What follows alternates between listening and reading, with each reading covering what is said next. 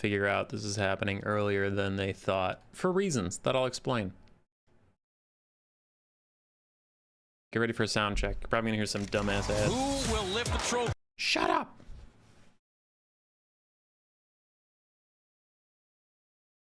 I just want to hear my microphone and see if it's good.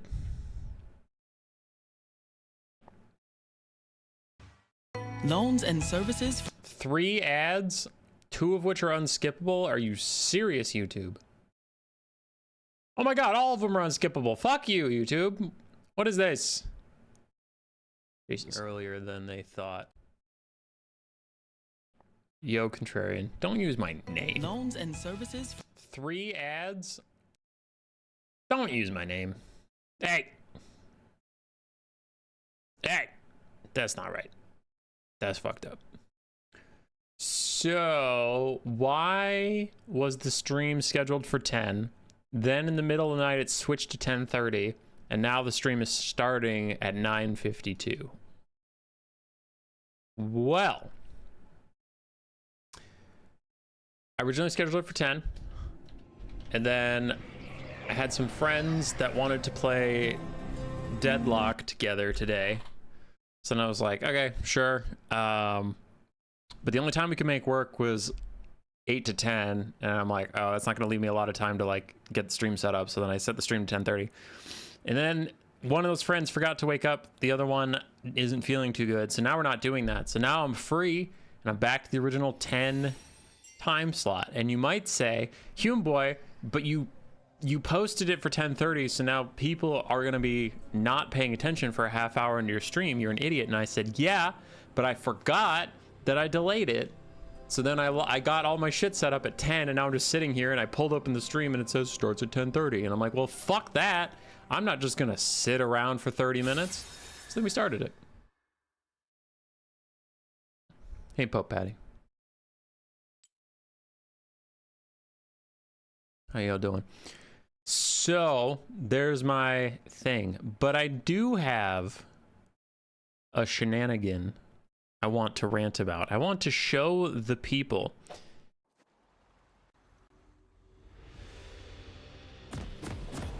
Okay, so where, there it is, there it is, there it is.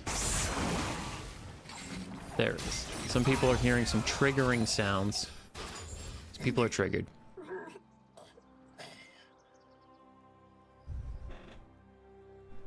So, if you don't give a shit about League of Legends, that's fine. I'm just doing a bit. I'm just filling time for the aforementioned people who thought this was happening in 30 minutes to see that it is happening now. So calm down. It's okay. And let's see if I can figure this out. Game capture. Capture any full screen application. Capture specific window. But which window? League of Legends. Okay. How do I do League of Legends? Is it working? Is the game captured League of Legends? There's a thing. Shut up. Everybody, there's a thing. Shut up. If you don't care about, if you're in VOD land, oh, it works. It works. Kind of. It's not perfect. It's not perfect. Hold on. Let me find that. I'm working on a thing. Everybody shut up. So yeah, if you don't care about League, that's fine. Just skip forward, I don't know, 3 or 4 minutes. I'm gonna start the actual Total War content at 10. It's 9:56 on my end. So I'm just doing a silly bit to fill the time, but for some reason the game capture is kind of fucked up, so I'm trying to fix that. What if I just add a new scene entirely? Oh, new scene entirely. Oh, that's fun. We're learning technology on the fly while we wait for people to gather. The Total War part of the stream that everyone gives a shit about will start in 4 minutes. But until then, I have a silly thing I want to show you, and I'm struggling because there you are, you son of a bitch. Why would you do that? Why is that what you choose to do? What the fuck? Okay. Sorry, this is being dumb. This is being really dumb. So what if I do this now? Why are you that way? You're being so stupid. I'm pissed off at my streaming service, the streaming software. being dumb. It's being dumb. Fuck it. I'm just gonna capture display. Display. This one. Bam. There, you get to see my lovely desktop. And now it should show. But it's cut off at the bottom. Why is it cut off at the bottom? Why? Why?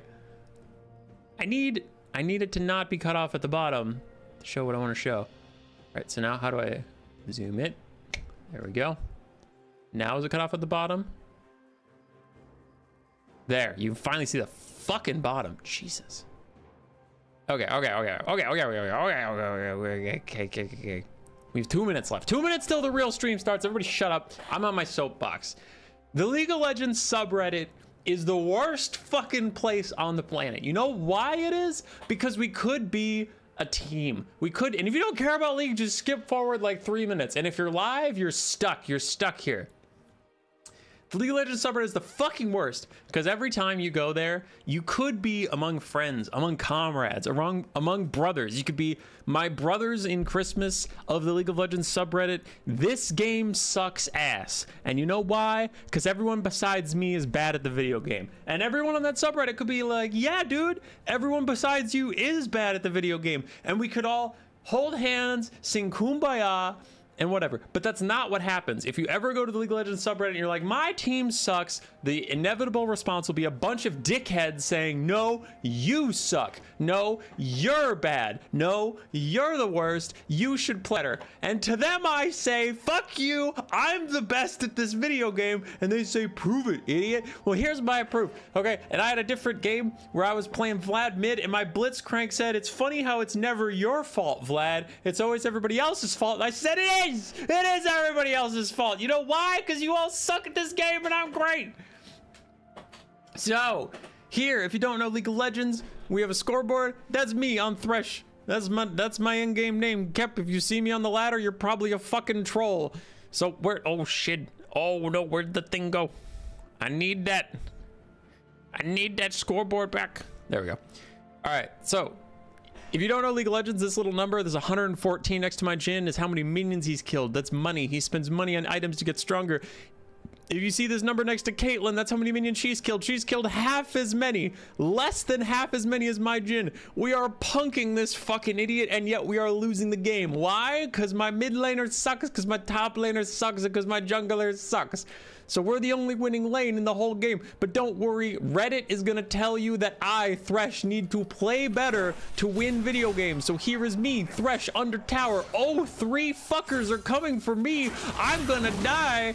That Jarvan's level 9. How about level dead, you dumb bitch? And then Leona's gonna jump in. Oh, knock him out of the air. No stun for you. Slowed. Shut the fuck down. Jarvan's dead too. Where you going, Caitlyn? You're fucking dead too. I killed all of them. And then fast forward and oh fuck, we surrendered. Defeat. That's my team got defeated and we all died and everything sucks and I'm on a massive losing streak because all my teammates are dog shit. They're all dog shit. 2-9, 2-12, 2-5, 0-2. I'm 3-5. I'm doing my best. This game sucks. I'm the greatest player of all time. Hey, my Thresh background just came up. Bam, it's Thresh. Bam, it's Thresh. I hate it. I'm done. I'm done playing League of Legends. Never again. League of Legends is a dumb, bad game. And I'm trapped in Elo hell. No, it's actually unreal. Because that's, memes aside, I'm just like, I'm on a tilt spree right now. I'm having a really tough time because like I just get these unwinnable teams, and it's not to take the memes aside for a second. It's not like, oh, he's just complaining about his teams, but like he actually could play better. No, like, let's see. Last game, everyone on my team was getting absolutely shit canned besides me. The game before that, we literally had a player quit the game at level 3. The game before that one I got punked. I was Cassio mid and I got absolutely steamrolled by a Lux. So like, yeah, I lost that one. That's on me. The one before that I won. And then there was the Thresh game where I was like literally the only person on my team who was still playing because my AD carry was flaming my jungler and our mid laner was just absolute dog shit. And it was like, I don't know. So I'm getting these like unwinnable teams just over and over again, and it's like, hey man, when can I get the teams that are unlosable? You know, because if games are unwinnable, then that means there also have to be games that are unlosable. We're like, wow, my mid laner is so fucking fed, he's just gonna carry the game. It's been a while since I've had that game. Not gonna lie.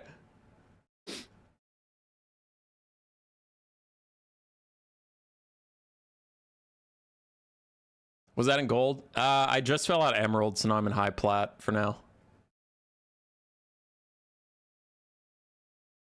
Don't play League. Play Overwatch.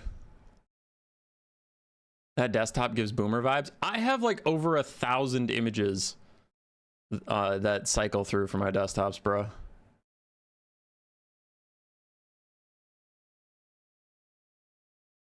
Hey, Pope Patty, Empire does get all the cool stuff. Bretonnia sucks.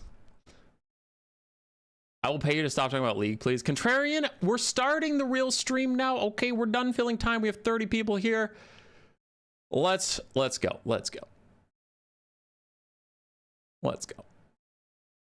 All right, I'm done checking the comments. No more comments. I suppose we should fire up some Total War Warhammer. I suppose we should give the people what they actually came here for. So let's boot up the challenge page. Pull up the World Cup as we get to the finals here today. Ladies and gentlemen, it is probably going to be about an hour-long stream, because if you haven't been a part of our world event at all, welcome. Weird for you to just tune in for the finals, but sure, whatever you want to do. Live your life, go off king, yada yada. As Total War finishes firing up, there we go. Oh crap, I need the Total Tavern mod pack. Shut it down. Shut it all down. I am a professional streamer man who is always very prepared and remembers that he needs to launch with the Total Tavern map pack. All right, there we go.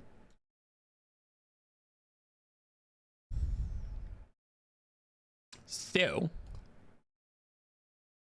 let us pull you guys over to this screen. Whee! So we're in the finals. We have Visegrad versus VM for the best of 5 finals.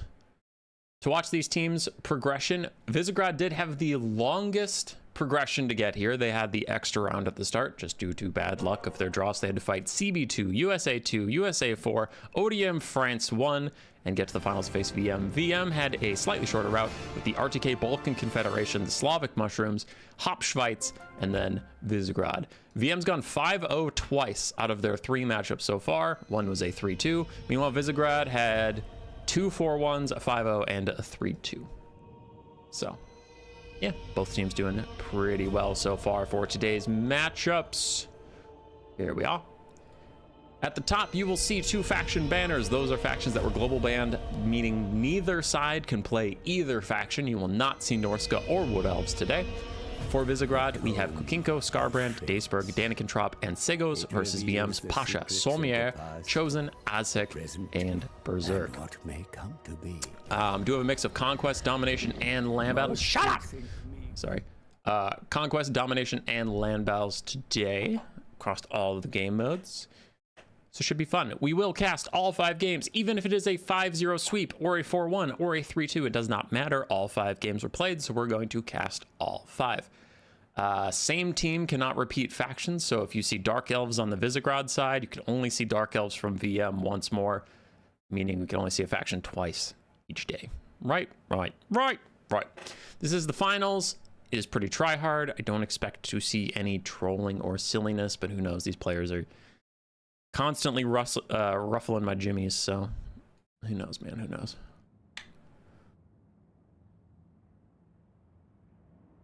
All right. I don't need a blocker today because we know all 5 games are played. And both sides sent me the 5 replays, so there is no spoilers possible. I have not seen any of these games before. I do know who wins because I've started working on their prize with them, but I've not seen any of the games before. And I think I remember what the score was, but I don't honestly remember. So it looks like today we're going to see Nurgle, Warriors of Chaos and Slaanesh, Greenkins and Vampire Coast, Khorne and Greenkins, and Chaos Dwarfs and Empire. Decent mix of factions. More repeats than I'm honestly used to seeing recently, but it is what it is. Sound good, chat? Chat?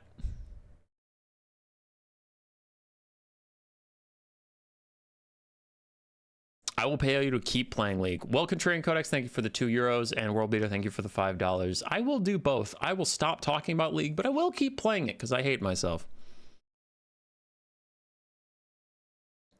Yeah. Chat's popping in. Jimmies are ruffled. All right, who am I actually starting with? Sorry, what's the first matchup I'm supposed to be doing? Kukinko and Pasha. It's Nurgle. Oh, Lord, we're starting off with this game. All right. Let's go. Again, I haven't seen these games before, but I think I've seen Kugath and a bunch of Exalted Plaguebearers before. And, oh, Pasha has 3 Skirmish Cav. He has Sartorial. If he has Final Transmutation, this is actually going to be really hard for Kukinko, I think. Final Trans is going to wreck that blob.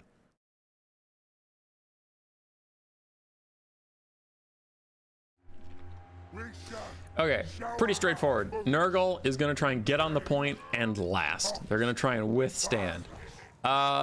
Very different plan for the Warriors of Chaos. He does have Final Transmutation. He has 3 Skirmish Cav. He is going to try and just... Ooh, he has 4. 4 Skirmish Cav. He's just going to try and poke down the blob, kill it before the point matters.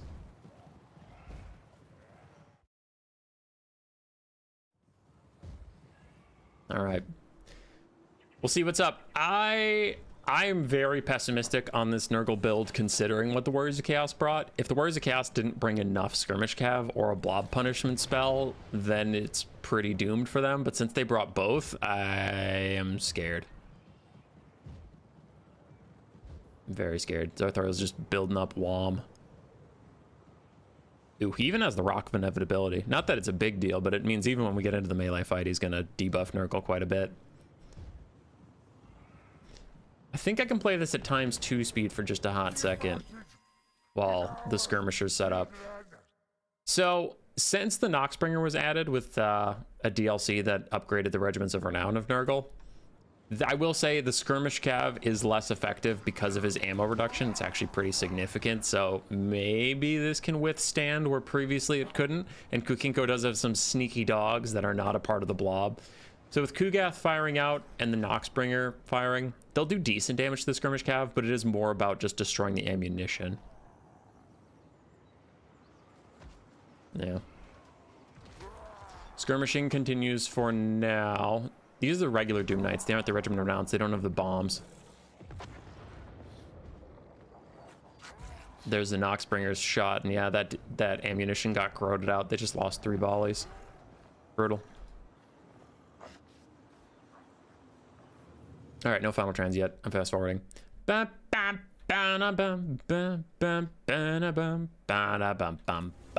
little bit of skirmish here and there.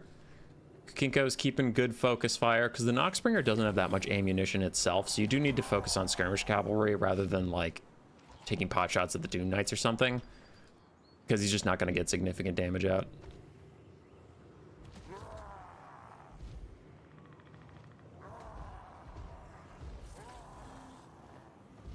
Time to play Wrecking Ball? What is Wrecking Ball? Codex, what are you talking about?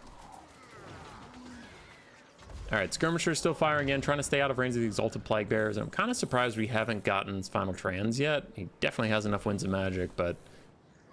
I wonder if he knows he's playing a long game, so he's waiting to get enough Winds of Magic for 2 in a row, so that as soon as it's off cooldown, he can just fire another one, rather than let Nurgle heal? I don't know. Fast forward. Dun, dun, dun, dun, dun. Skirmish Cav firing, run out of ammo slowly. Kind of surprised the Noxbringer's not firing more quickly. You think you'd just want to fire it as quickly as possible and get all the ammunition off the field. But you have Chaos Warriors with halberds moving up slowly. Don't want to get into grenade range, but we are already halfway through the tickets and he hasn't used a single Final Transmutation, which at this point, it seems like just a mistake. Like, you need to just be punishing the blob, bro. You can't just hold on to Final Trans for this whole game. That's not going to work well. Chaos Warriors with halberds finally engaging with the Exalted Plaguebearers of Nurgle, and the Noxbringer is going to get into melee with Sartorial. There's a Final Trans at last. It's going to show up. Rot Knights, everybody's all collapsing in on this blob at the same time, so just trying to get damage out. The Hell Striders and Slaanesh are taking a lot of damage. Wrecking Ball is an Overwatch character. Oh yeah, the gerbil and the giant hamster wheel. Yeah. I got that. So, I gotta say, I disagree with how the Warriors of Chaos are playing this. They really danced around the blob for a while, not getting aggressive about using their ammunition, but also not getting aggressive about using their Winds of Magic. And then they went for like a big all-in engagement that did do a lot of damage and whatnot, but you're seeing they have to back off. And they have to reset, and now we've already lost half the ticket, so it's like, okay, if this is how you're going to play it, you need to start playing it earlier. The Noxbringer getting caught up by the Doom Knights is pretty bad from Kukinko, though. He's starting to move some stuff up now, but it's too late. So it did somehow get outside of the box, get surrounded and picked off. So it's a pretty big misplay from Nurgle at this point. And there is a Fleshy Abundance Overcast from Kugath, but it was also too late. So some big misplays on both sides, I gotta say. Because Kugath definitely had enough time to charge up that Fleshy Abundance, so he had it off cooldown, and just didn't use it on the Noxbringer to save it. Drop the Overwatch talk. Rip Overwatch. But Nurgle still has the point. They still have Kugath. They still have an abundance of healing. Kugath did bring his Mortis Engine. Yeah, he did. So these Chaos Warriors with Halberds are going to just get slurped down by the big man's weird mouth stomach. Until we get another final transmutation. There it is from Sartorial. Another big blob punishment spell. The Exalted Plague Bearers taking a lot of damage, but they have pretty high leadership. They're the most elite unit of Nurgle. I guess Chosen. Chosen are more elite. What nations are playing? Visegrad versus Clan VM. Visegrad is a collection of nations kind of on the eastern border of Europe, and then VM is a clan that primarily operates in like the Russia, Georgia, Ukraine region. So both sides are a little bit of conglomerates. Another heal coming down from Nurgle. Fleshy Abundance Overcast, heal up the Plague Bearers, and hopefully Bilious Thunderguff. There we go. In the Skirmish Cav, you can see are running out of ammunition, which is very bad for the Warriors of Chaos. Even though the Noxbringer is dead, he did his job. The balance of power and the tickets are both ticking up in Nurgle's favor. Healing caps are starting to arrive, but we'll need a lot more final transmutations to fully finish these guys off, and I don't know if there's going to be enough time for that. A Fecundity is also out, which I think is still bugged. No, it looks like they patched it. Fecundity can now spread. Good, because previously it was actually a useless ability. It could only heal one unit. Anyway, Skirmish Cav getting their last ammunition out. Sartorial's trying to set up another final transmutation. You can see he's already gotten 2,000 value off of 2 final transes, and there's a third one, but my earlier criticisms do seem to be coming into the fore as we're running out of time, and Sartorial throws out a third final transmutation in rapid succession. But I think they needed to start a little earlier to pick off some things. Skirmish Cav, almost out of ammo. They're currently trying to shoot Kugath, but he's a little too healthy for that nonsense. The Rotting Riders are retreating. 100 tickets left for a Nurgle victory. Balance of power is in Nurgle's favor. Sartorial's falling back. That might be GG. Did Nurgle make a comeback? They're always talked about as F tier. They're still not great, but the game's balance overall has really centered where like the overpowered factions are less overpowered and the weak factions are less weak. I still think in Land Battles and Conquest, Nurgle is towards the bottom, but again, with the narrowing of the scope of like bad versus good, it's very winnable. Like just because they're the least good faction doesn't mean they're bad. So yeah, I still don't think they're like amazing, but they're fine. Rot Knights have really helped them out in a lot of matchups. Rot Knights are very, very popular. Their Mortal Lords are pretty good. Both their melee and their mage Mortal Lord are solid when the magic are solid. But yeah, I mean, if you have 2 AI playing exactly the same level of skill versus each other in a generic matchup, then Nurgle's still like not top tier, no. Sartorial's doing his damnedest to try and cycle charge his way to a win. We still have some Exalted Plague Bearers that are very healthy though, and that's just not going to go anywhere. Nurgle outlasted. Kukinko takes the W.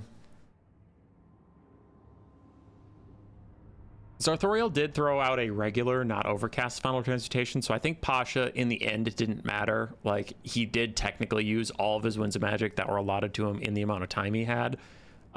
It was just getting a little risky, but he did play back a bit too much with his Skirmish Cav, trying to dodge too many of the Noxbringer shots, where sometimes they were just going to miss on their own, but he did need to up his damage much sooner. Just kind of ran out of time and then was forced to take bad engagements where he had to pile everybody in because half the tickets were gone before he decided to take the first engagement. So then it's like, okay, well, now everyone has to go, rather than if he had started at the start, like immediately start casting Final Transmutation, start throwing javelins at the box. Then it's like you could cycle charge with the Rot Knights, and then when they take some damage, back them off and regenerate. He could cycle charge with the Doom Knights and back them off and let them get their barriers back. Things like that, but yeah. Just kind of waited too long for the first engagement.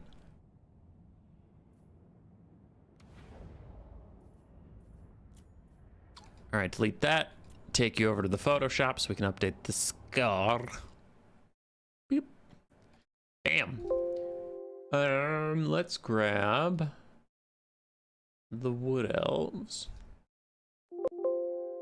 Resaturize the image. What the? What? Just give me the paintbrush. There we go.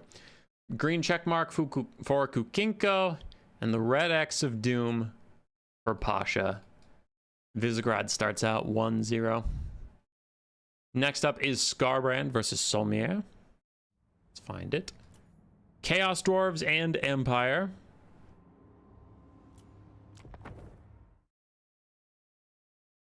Bit of a unique Empire build.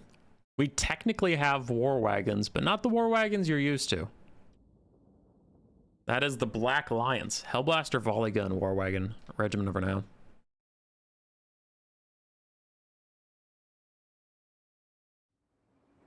So for the Chaos Dwarves,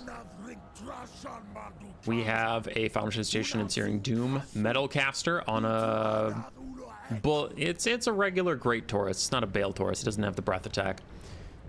Have some Hobgoblin sneaky gits. We have Olga Khan's Wolf Boys, Hobgoblin Wolf Raiders as well. A couple Hobgoblin Archers and Chaos Dwarf Blunderbusses, 2 Kadai Fireborn, and that is about it. On the Empire side, very different. We have Marcus Wolfheart with just his net, a bunch of Free Company militia for a front line. We have the Black Lions, as I mentioned before, the Hellblaster Volley Gun War Wagons, and then we have some Empire Knights, some Spearmen, the Hergig's Jaeger Corps, Hochland Long Rifle Regiment of Renown, and then a Deathcaster with Purple Sun and Aspect of the Dread Knight.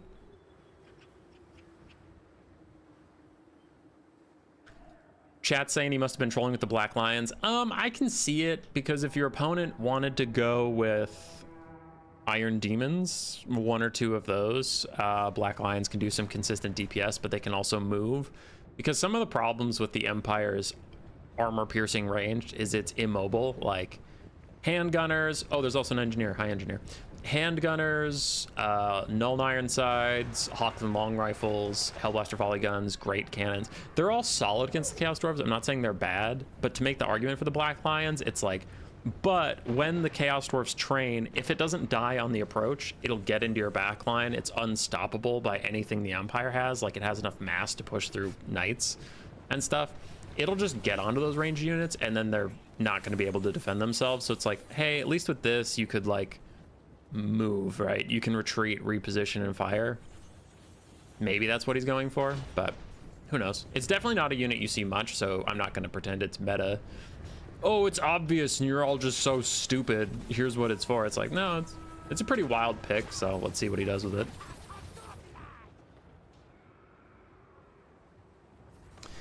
Front lines are colliding. Both sides brought a pretty heavy front line of hybrid units. The Hobgoblin Sneaky Gits and their weird little 360 shooting for 2 ammunition. They're just a melee unit versus the Free Company militias. Handgunners, but not handgunners. Trust me, bro. Hobgoblins might win when they get into melee, but I'd probably favor the Free Company overall. Now, it's not fair when you have Goblin Wolf Raiders running in, but the Free Company, just a little beefier, more consistent DPS out of them, I think, so they'll be fine.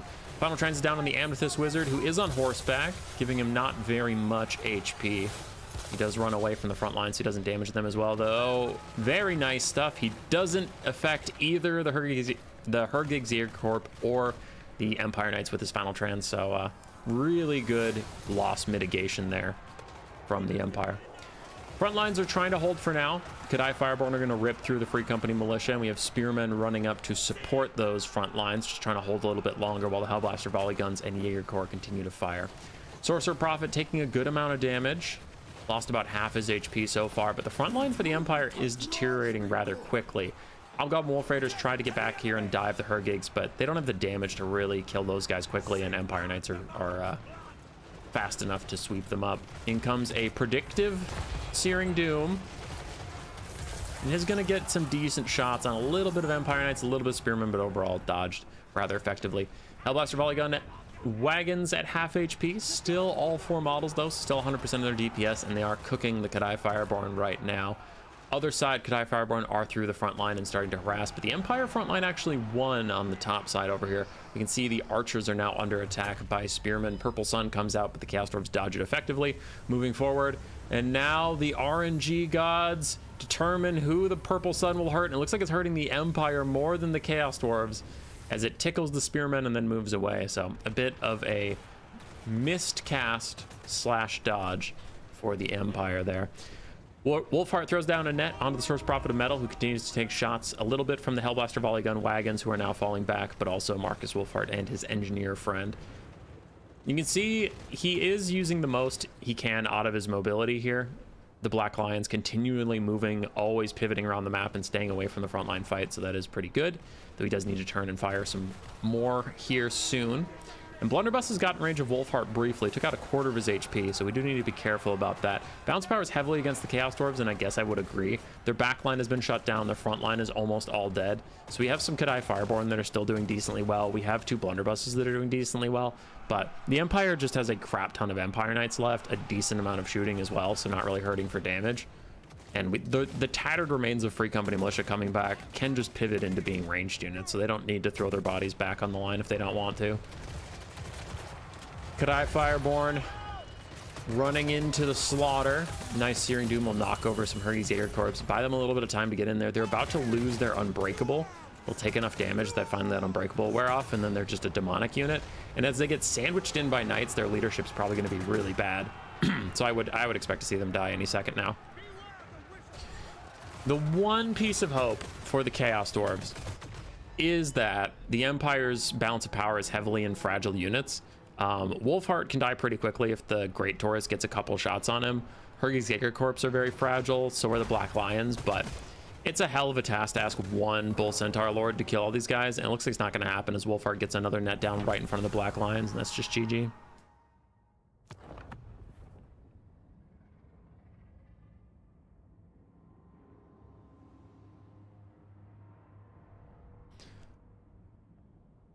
Hobgoblin Seeking Kits did okay. The archers got shut down. Blunderbusses didn't have a lot of good targets, unfortunately. They were spent just walking forwards towards infantry because there wasn't a lot for them to shoot at on the Empire side. No Karl Franz.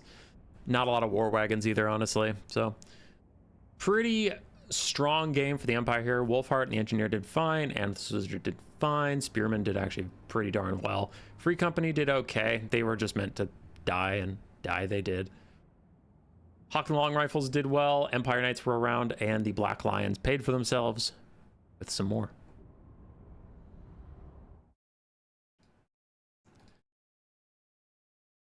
VM quickly getting back on the board.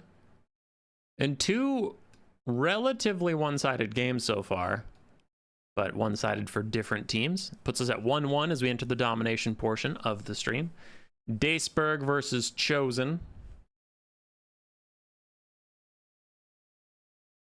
Okay. I have a vested interest in Visegrad winning because my team lost to Visegrad, so if we lose to the best team, were we the second best team? Who knows? We could be the second best team. You don't know. No one can say whether Human Boy's USA team was second best in the tourney. Unless VM wins, then I guess we're just trash garbage. So let's go Visegrad. Fuck them up. Fuck them up. Daceberg versus Chosen. Daceberg on the Greenskins versus Chosen's Vampire Coast. I'm seeing a lot of Vampire Coast in the Dom games this tournament, which is weird because I am not, as we have all noted, until I'm blue in the face, I'm not a Dom expert. But on paper, Vampire Coast seems like a pretty weak Dom faction. Their infantry are slow. They don't have Vanguard deployment on a lot of their infantry, so they have a hard time holding points. Their single entities aren't that great. All they're relying on, really, in my opinion, is their shooting to outdamage the opponent.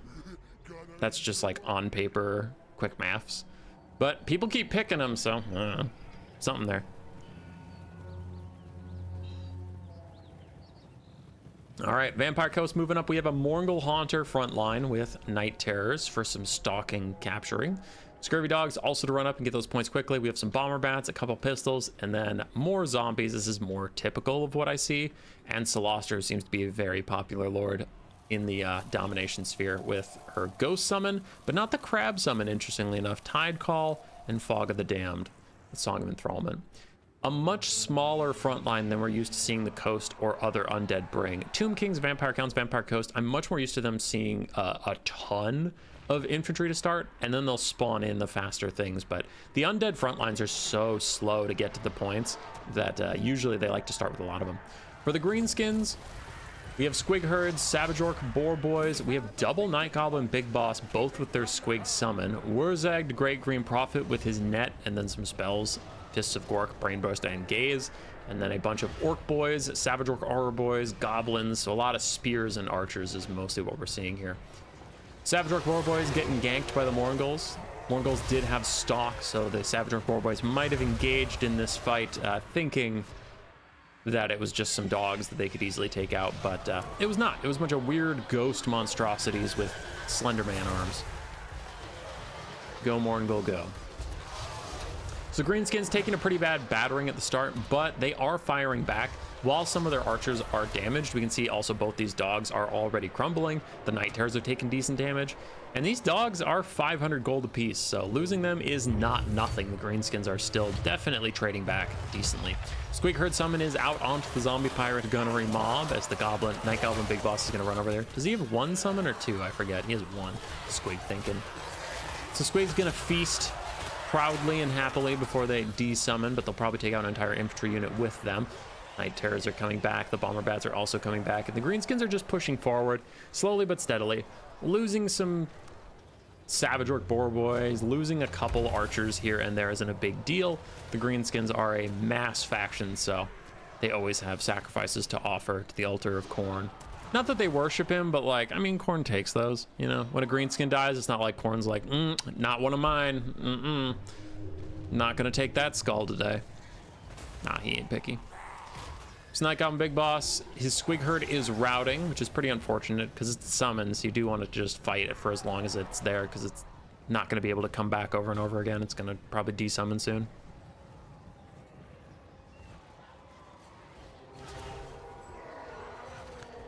Who else up slandering?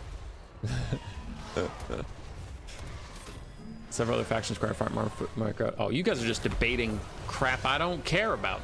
In comes a Fog of the Damned, trying to lower the leadership of the Greenskins. That's a pretty good spell to bring versus them, especially if you have a lot of terror, which they do in both the Morgul Haunters and the Night Terrors. A lot of terror, so just trying to lower the leadership of the Greenskins to get them to terror out more quickly is very effective. But the Greenskins have secured a double capture.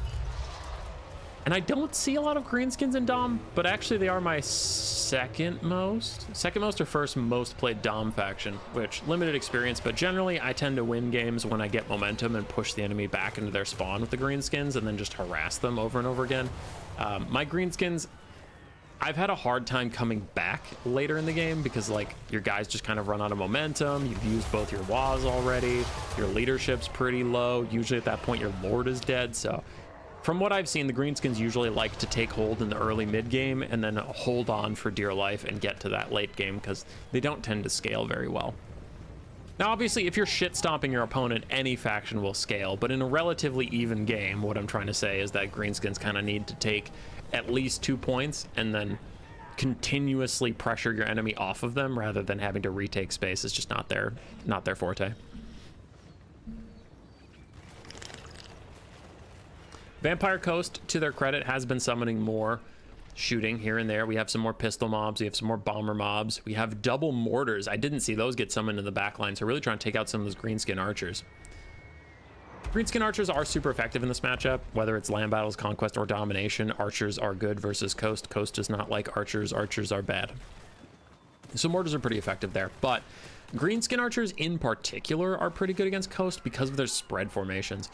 Orc R boys have high HP pools relative to other archers, and their spread formation means mortars don't fuck them up nearly as bad. So even the counter you have to archers, greenskin archers are pretty solid against. Snotling pump wagon summoned in with flappas. These are a hotly contested unit. I think they're trash. I've seen people really like them. I've seen people argue they're good, but I don't know. I've seen a couple games where they pop off. I see most games where they jump in, do very little damage, route quickly, and die. So we'll see, but they're a good disruption piece. He's maybe looking for an angle to get them back on the mortars, but it looks like he's stopped, so he doesn't want to dive that deep. And yeah, rotting Prometheans, gunnery mobs, summoned as bodyguards for those mortars. There's no way those flappas are getting back there now, so might just want to hold off for a late game charge. Greenskin's up on damage value. The damage values are a little fraudulent, sure, but it gets the rough idea. I do think the Greenskins have been out damaging the vampires in this early game. The vampires are even starting to desummon some of their bomber bats.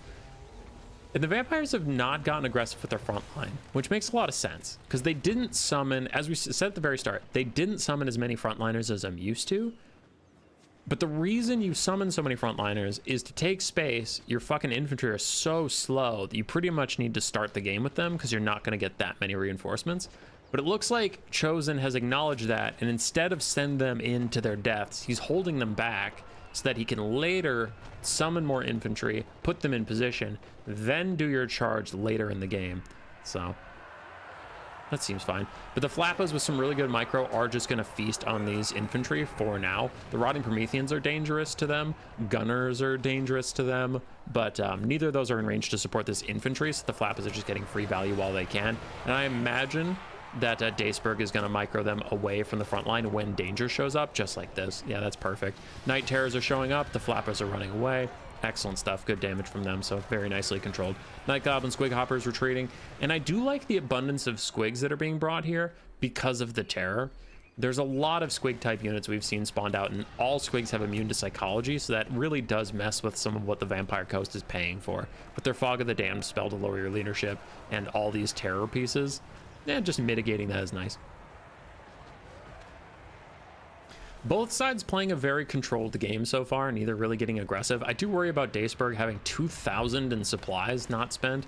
I'm wondering if he's forgetting them or if he's saving up for something big, but we'll see. Can't afford to let all that go to waste. This is much more of the Flappa experience I'm used to. They charge into the Morgul's and get instantly deleted. I'm a Greenskin fan. I'm not a Pump Wagon fan. I think they personally suck, but it's funny that we saw both their best use and worst use case. Running through 3 units of infantry, doing a decent amount of damage, and then running away, taking very little damage in return. Nice. As soon as they get caught, dead. Instantly dead. On the side, squigs are getting rampaged into dogs with pistol mobs nearby, so it looks like the coast is now starting to enact their plan. You can see their front line is starting to move up. They're summoning more melee units to get in there and help out. Damn Knight's Errant Summon is out as well, and we even have some melee infantry that were summoned down in the forest moving up. So the Vampire Coast is now making their play for battlefield control, and the Greenskins need to hold it. Once again, I maintain that if Greenskins get pushed back into their spawn, they're gonna have a very hard time getting out of it. It's just not what they do. They have been saving their Waz. First Wa comes out at a crucial moment, trying to break the tide of undead that is now washing over them. Fog of the Damned is down to slow these guys, but Waz immune to psychology is helping out, plus Fists of Gork gonna give the Broken Tusk Mob very, very good stats, but it can't help them forever. Wa wears off, immune to psychology wears off, and they terror out. Despite being in a winning fight, they are going to retreat. We have more Savage Orc Boar boys who also have immune to psychology as long as their frenzy is up, ready to jump into the fight. Savage Orc Aura boys are firing where they can. We have some more goblins that need to engage, but the Greenskins now starting to spend some of that war chest they built up on Doom Diver catapults and Snotling pump wagons. But I do have to say, if you're going to summon a Doom Diver, that needs to get damage over time, so why did we wait to summon it so long? I'm a little suspicious. The Greenskins do seem to be falling back. They seem to be making a couple mistakes on their micro/summons. And they're fighting back decently. They're not rolling over and dying, don't get me wrong, but it's not going how I usually want to see a greenskin game going if I'm them. Too many units are retreating, too many units are dying, and your value is very even with the undead, which the undead have some sneaky forms of healing and the hunger on their Morgulls and stuff, but also they have some extra damage that they take in crumbling, so I guess maybe that works out, but then again, their units don't route, and like we have a full health goblin routing right here, so then that's value that's also not getting counted on both sides. I don't know, it's messy, but the eyeball test is currently going to the Vampire Coast. They seem to be ascendant, they seem to be getting what they want out of the engagements, and they seem to be summoning in more stuff, while the Greenskins are on the back foot. Too many units retreating, too many units low health bars, so I'm getting pretty scared for the children of Gork and Mork.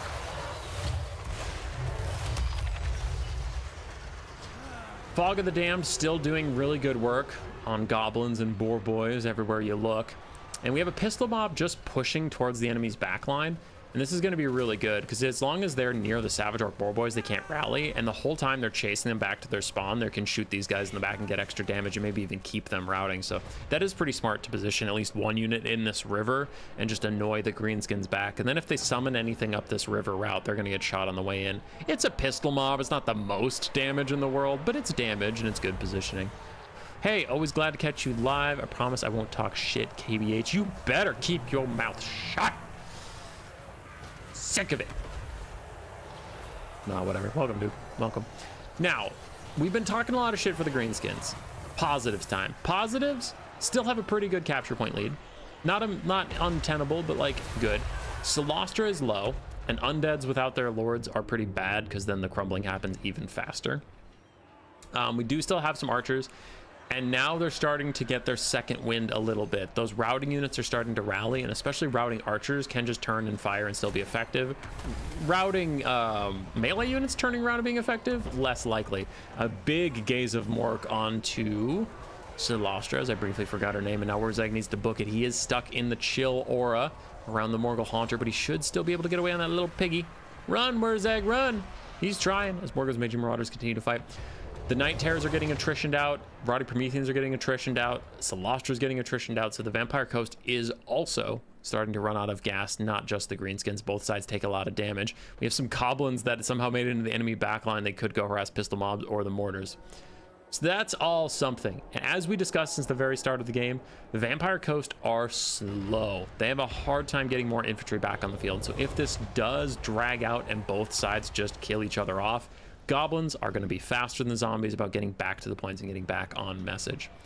Do have a Night Goblin Big Boss trying to catch Solostra, who is scuttling away, 31 speed to his 30, and he gets knocked over by mortars. So yeah, he's not going to be able to catch her, but that pressure is good. A couple Vampire Coast units getting taken off the map entirely by crumbling. Still have some other units coming back, and a Doom Diver still firing away. But the Coast now have a triple cap, so this is getting really bad for the Greenskins.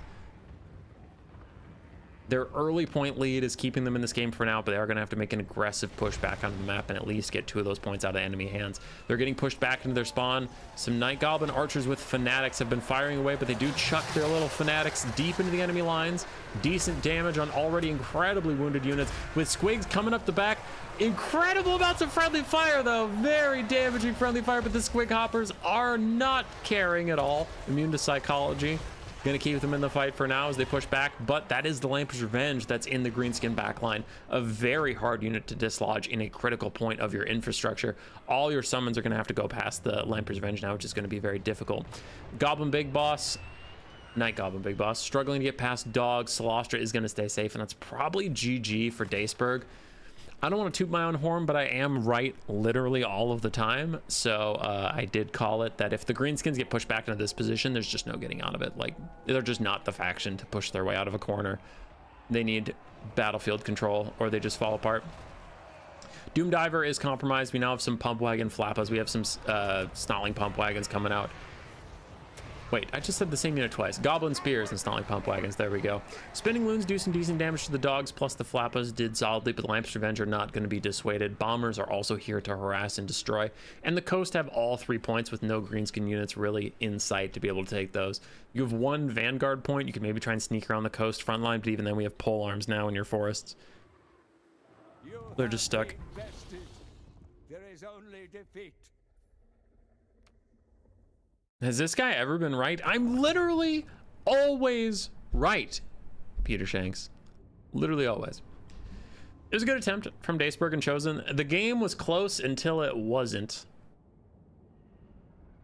So it was close for like 2/3, but the final third, when the Coast decided they had everything they wanted, when they had built up enough infantry and dogs and Morngulls and crabs that they wanted to push forward, they were just this unstoppable tide. Like the Greenskins really couldn't break their momentum for the rest of the game, and it was pretty brutal. Yeah. I mean, hindsight's 2020. Daceberg is a better domination player than me, but as a spectator, it's pretty easy to just see what's going on. I do think saving up his funds in the mid game was a mistake. The Doom Diver, if that's what he decided he wanted to go with, I think it needed to be summoned quicker and get more damage out before the Coast decided to push forward. And I can't tell. There is obviously like, oh, was it just a mistake? He forgot to summon units? Was it he wanted the flexibility of like, okay, I have my archers, I have my front line, and I'm in a good game state, and I'm gonna wait to see what the enemy does before I summon anything, and I'll summon the counter. So it's like, oh, you're gonna summon rock? Well, I summon a bunch of paper. Oh, you're gonna summon scissors? Well, I summon a bunch of rock. But when he ended up summoning an artillery piece at halfway through the game, I'm like, I don't know if that's gonna enough time to get the value out. And then the rest of what he summoned was just kind of underwhelming to me, where it was like a couple snotling pump wagons and a couple goblins, and it's like, oh, well, this wasn't a rock paper scissors, you're summoning the counter, you're just summoning more units, but like there's less time for those units to get their DPS out. So I was a little underwhelmed about the summon. While it felt like on the other side, Chosen felt like he wasn't reacting at all to what the Greenskins were doing. It felt like he started the game, at 4 minutes, I'm going to summon my second Bomber Bat. At 5 minutes, I'm going to start summoning Rotting Prometheans. At 7 minutes, I'm going to push. Like, it felt like he was just reading his own script and hoping it would work out. And that seemed to work really well. Like, he clearly won the game. So I just think it was kind of a difference where I can't tell. I'm not in Daceberg's mind, but it felt like he was trying to stay flexible, and that cost him versus like the uniform strategy Chosen had. So yeah, it was a pretty clean game from the Coast, honestly. I liked it a lot. Aw, thanks KBH. Aw, I am handsome at good video games. That's nice. Solid game here from Chosen, and that takes VM up 2-1 against Visegrad. Guys, I'm starting to think my team is not the second best in the tournament. All right, we lost to Visegrad, my boys. Lost to Visegrad. And if they win, I can confidently claim my team is the second best in the whole thing. But it's looking a little tough. Scrub noob Danny Kentrop, who had to beat me in domination. Me, not a real video gamer, versus Azek. Nah, Danny's real good. Danny's real good. Segos and Berserk also should be a banger. So Visegrad's got some strength in the back half. They'll be okay. They'll be all right. But they can't lose any more games. They can't. So Danny's got to lock in versus other Greenskins. All right, both sides trying the Greenskins in domination. Let's fucking go. How did USA lose? It is my team, so I was a free loss, and then you had 4 people trying to drag my carcass across the finish line.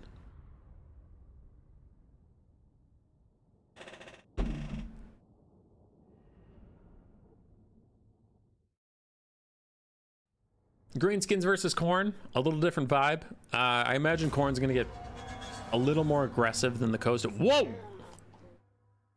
What do we got in the trees here? So Khorne went with a very aggressive Vanguard deployment into the Greenskin zone, and the Greenskins got some Force Goblin, Spider Riders, and Night Goblins in here. And these are Spinning Loon Night Goblins, but Spinning Loons aren't actually that good versus Flesh Hounds. So the Flesh Hounds could actually do nicely here, but early the Chaos Warhounds of Khorne are pushed away, and we have some Night Goblins, Squid Coppers summoned in. So this is a risky start for Khorne, and I actually can't tell if it's paying off yet. We'll have to see the end result, because initially the Greenskins are doing very well. But the Flesh Hounds aren't going to take damage near as quickly. Yeah, it does look like the Greenskins are going to continue to do well here. So a bit of a whoops from Khorne as the Greenskins Was it an accident? Did he predict Khorne might try some shenanigans? Who knows? But dogs spawning right on top of infantry and skirmish cav did not go well for the dogs. For the rest of the greenskin start, we have a bunch of orc boys. Ruglin's armored orcs, but it is mostly orc boys, so he's going for thicker frontline than goblins, more HP, more leadership and stuff. 2 night goblin big bosses with their squig summons. Wurzag, the great green prophet with mumbo jumbo chant. Don't see that a lot. And then here we go, so a little simpler of a kit for him. And then a giant, the flying taco classic giant. So a thicker front line versus Khorne. I guess they don't want to just feed goblins into the blender and give Khorne a ton of army passive, because orcs, I think orcs have less models than goblins. Yeah, so there's less skulls for you to take, and they're a little thicker. Now 400-ish gold orcs versus 300 gold goblins. Khorne is going to slaughter them no matter who you put up. They're both chaff, but again, less army passive is still less army passive. Danny, why are we taking this fight? Danny, hey bud, this is not good. Oh no. Fleshhounds are going to try and fight 2 Night Goblin units and the Night Goblin Squig Hoppers. It's not going to be a good value trade. For the Khorne start, before I get too distracted by the individual fights, we had dogs, as we saw. 2 Chaos Warhounds, 2 Fleshhounds so far, though the Vanguard did take a lot of damage. Marauders of Khorne and Chaos Warriors of Khorne with halberds and dual weapons. Exalted Bloodletters, and then more Marauders in the front line. We have Skulltaker. I can't take credit for this, but someone, I forget who, was telling me Skulltaker is underrated, and I've been giving him a try recently in land battles and conquest, and dude's cracked. I really like Skulltaker actually, so I do like this lord. I think he's solid. Scarbrand and Valkyr are both still good, don't get me wrong, but I think Skulltaker might be the best generalist lord. I don't know, he's a good duelist. He's got really good debuffs and stuff, so yeah, I like him. So you have Skulltaker is going to ride in, catch out the Night Goblin Big Boss with the help of these Chaos Warhounds of Khorne. The Night Goblin Big Boss just gets torn apart, and he didn't get Squig Thinking off. He's down to half HP. I do see big rocks coming in, which means we got some artillery. The Hammer of Gork is summoned in with some more Squig herds. So since Khorne is not getting too aggressive and pushing the Greenskins back in the early game, which I'm not saying they should, but just since they're not, the Greenskins seem to have calculated they can summon an artillery piece without getting overrun, so they're going to start getting some value out and force Khorne to make a decision here. But if Khorne is just blitzing you, you probably don't want to summon the Hammer of Gork, because then you're not going to be able to defend it and it'll die. I feel like Skaven can't really complete in Warhammer 3 anymore. They're finding Warhammer 2. Land battles and conquest Skaven are quite strong. Domination, I don't know. I don't see him much in Dom, so I'm guessing they're not amazing.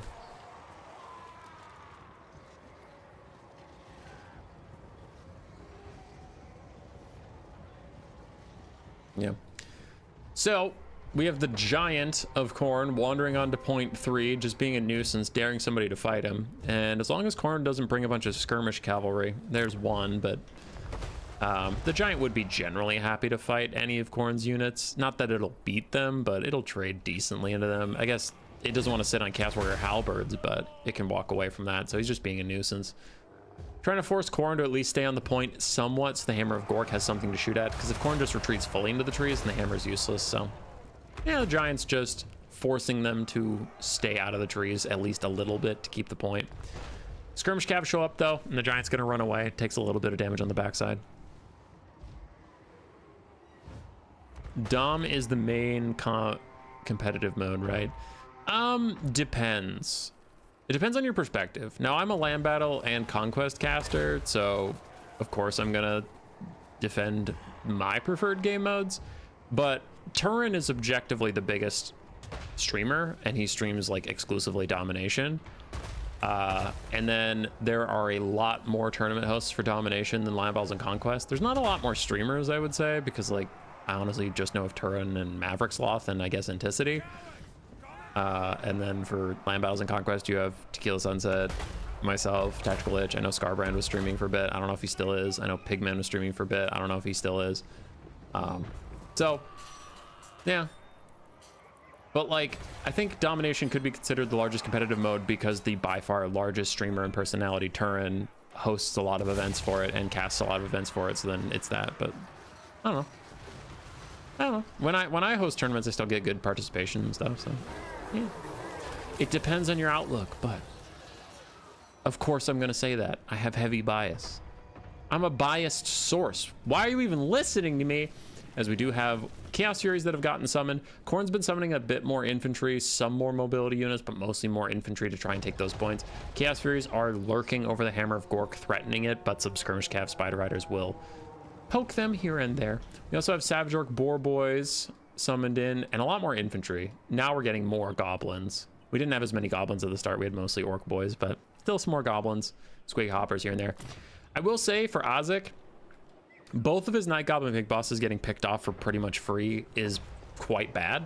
They're cheap, right? But you still don't want to just give units up for free. So losing 2 heroes that early on for pretty much nothing is pretty brutal. Danny has decided to take the fight now. It feels like he's built up enough, and the Greenskins do have a 400 ticket lead, so he does need to get in there and get active as Marauders fight against Orc Boys. Marauders are some of the worst infantry in the game, but they'll get it done versus some of the other worst infantry in the game. Worst, but also priced to be the worst. I mean, Marauders are like 400 gold. Orc Boys are 400 gold. The Exalted Bloodletters are going to have a much better time if they get into fights with infantry. You can see they mulched a Squig herd, and they're now moving on to the Orc Boys, who are also going to die very quickly against the Exalted Bloodletters. But Exalted Bloodletters aren't having an easy time of it. 2 Skirmish Cav and the Rugland's Armored Orcs are peppering them. The Giant is swinging away as well, so they have taken a lot of damage, which is why cheap infantry are nice, because when they take damage, you're kind of just like, whatever, fuck them, they're gonna die.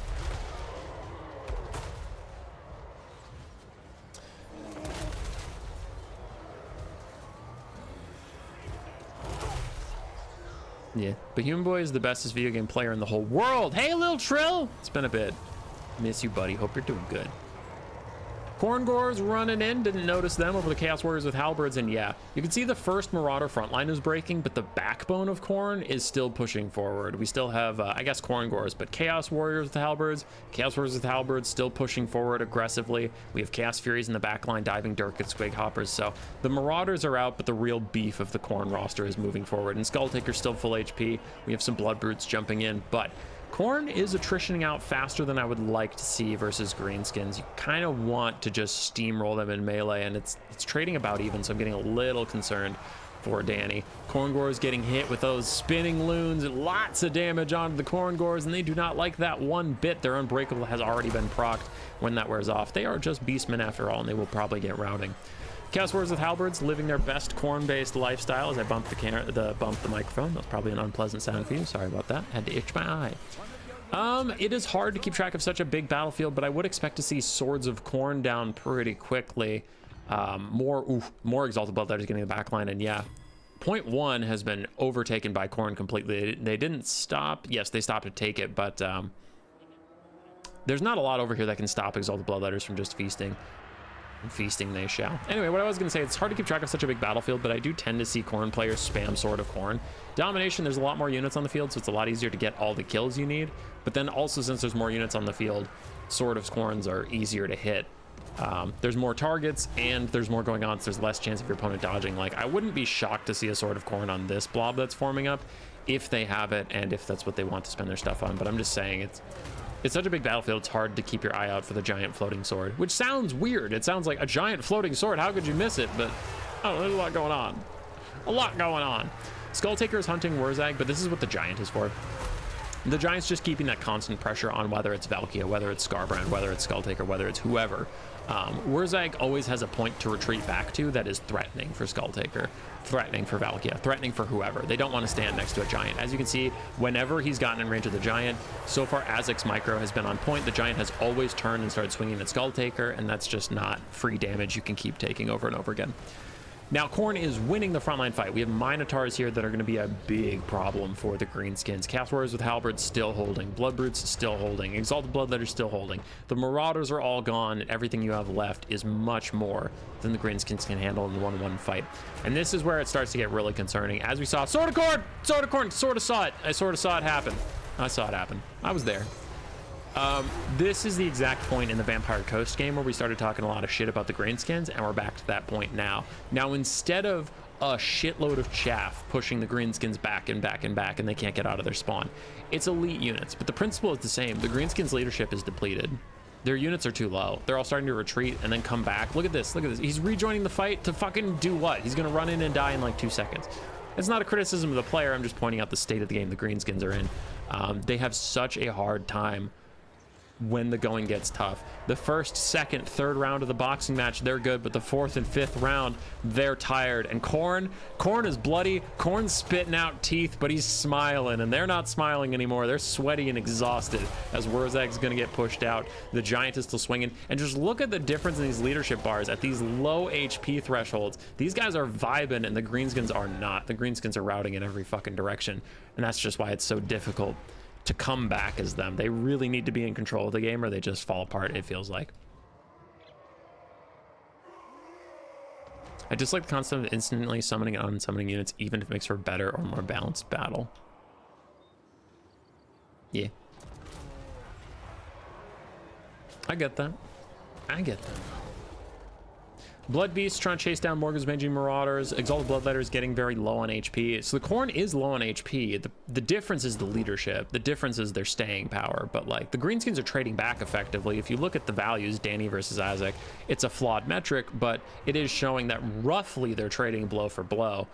The problem is just who keeps getting back up, and it's Khorne. Khorne has all 3 capture points. Khorne's pushing you back into your area, and this Bloodletter is surrounded by Squigs. Sure, Squigs are cheap. It's getting shot by Skirmish Cav, and they're still holding. They're still fighting, and that's just a big problem for the Greenskins as they summon in more mobility because they need to get to the points quickly. They can't afford to summon infantry that have significantly more capture weight or staying power. They just need speed. They need to get to the points and capture them, or the game's going to end whether they like it or not. Meanwhile, Skulltaker's hunting down the Giant. Meanwhile, Skulltaker and his dogs are hunting down any random tattered remnant, and Danny is at the point where I think he can win if he just has a single cap, so he's not too worried about contesting all the Squigs. He just needs to contest certain parts. As long as he doesn't forfeit the entire battlefield, he's probably going to clinch this game, so he's feeling good.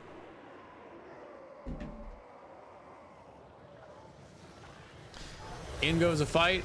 Chaos Wars with Halberds thinking about retreating, but they hold for now with 9 leadership next to Skulltaker, down to 3, up to 6. They're nearly unbreakables. The Greenskins are green. Ha! See what I did there? They're green with envy because they're the Greenskins. Anyway, Greenskins are green with envy about that kind of leadership. They just can't match it as Goblin Big Boss is running back in. Skulltaker's healing cap has arrived, but I don't think it's gonna matter. Khorne is getting pushed off several points, but I don't think it's gonna matter as the Greenskins will be the last men standing on the field, but it's a field that will result in their loss as they are pushing more and more Khorne units off the battlefield. They're just not gonna be able to triple cap in time.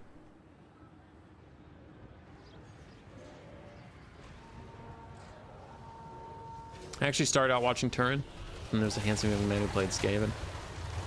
I haven't been a young man for many years. Milky Way is a cool Skaven player. Hell yeah, we love Milky Way. So for the Greenskins, they retook point 3. They're close to retaking point 2. I don't know what plans they have for point 1, but they got to get on it quick. Force Goblin Spider Riders, I don't think they're going to be able to capture in 40 seconds. Leadership starting to falter again a little bit. Skulltaker still isn't giving up in that midpoint. He's got such good staying power with that healing and extra leadership. Is Wurzag dead, by the way? Yeah, it looks like Wurzag's dead or he retreated. Lord fled recently. Rip. All right. Khorne still managed to hold point 2 to the end, so it was still a double cap. I was going to do the countdown, but then I was counting up by 2 at a time and I got confused. Danny kept him alive. Visegrad enters the final game 2-2. Not dead yet. Chaos Warriors and Skulltaker did very well. Dogs did okay, and after a rough start where his dogs got caught out instantly, Khorne did do quite well. For Isaac, it was fine. It did feel like a one-sided game in like the early game. Both players were prepping, so neither player was really fighting that much. And then when Khorne decided to engage, Khorne just ran the game. So it did feel a little rough.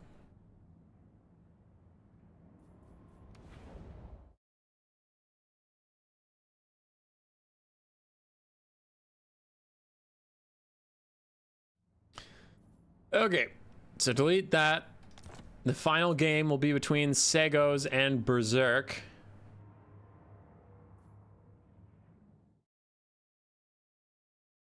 But first we have to do the score.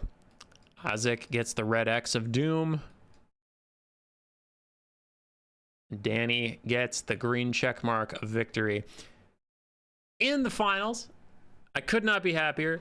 I did know the score was 3-2, and I do know who wins, but I didn't know which games they won. So I am happy that the last game ended up being it, because like what is a very real possibility is that like Pasha wins game 1, it's 3-0, and then we watch like Danny and Sagos win and it's 3-2, you know, like I knew it was 3-2. But if we already knew the winner going into the final game, that would be a bit of a letdown. So it is very nice that it comes down to the final game, 2-2, Stegos versus Berserk. Who wins it?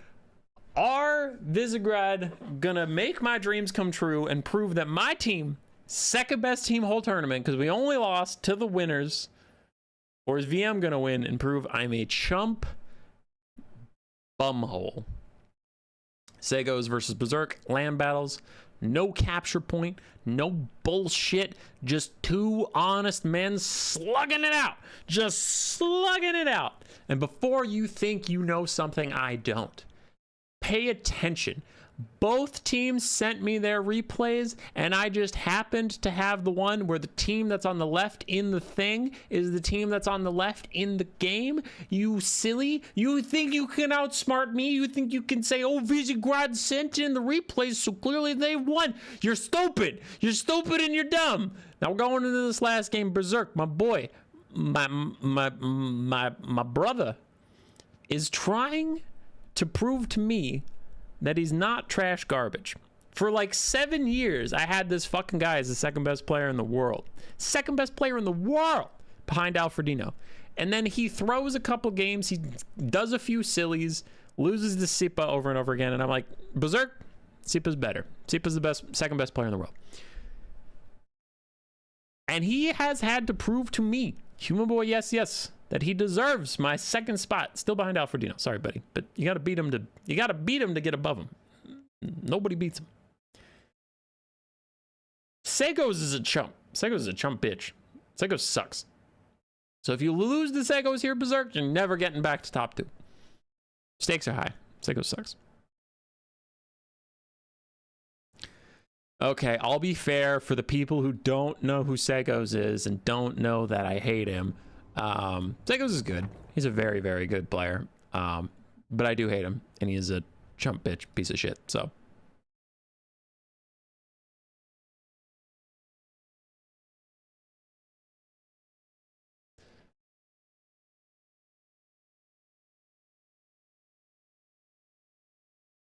Someone sing Grace over your human boys falling off. All right, Warriors of Chaos versus Slaanesh to round out the day.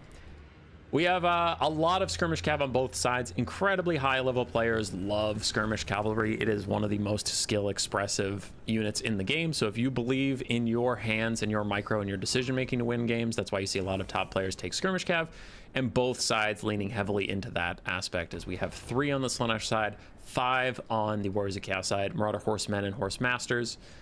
We have 4 Hellstriders of Slaanesh, Ace in the Fallen, Mutilith Vortex Beast, ROR, Chaos Sorcerer Lord of Shadows with Melkoths, and then Tormentor Sword. Interesting, don't see that a lot. And then Forsaken for a frontline eventually. For Slaanesh, 3 skirmish calves, so definitely not going to win the skirmish fight in a 5v3, just unlikely. We have some Fiends. How many? 2? 3? 2.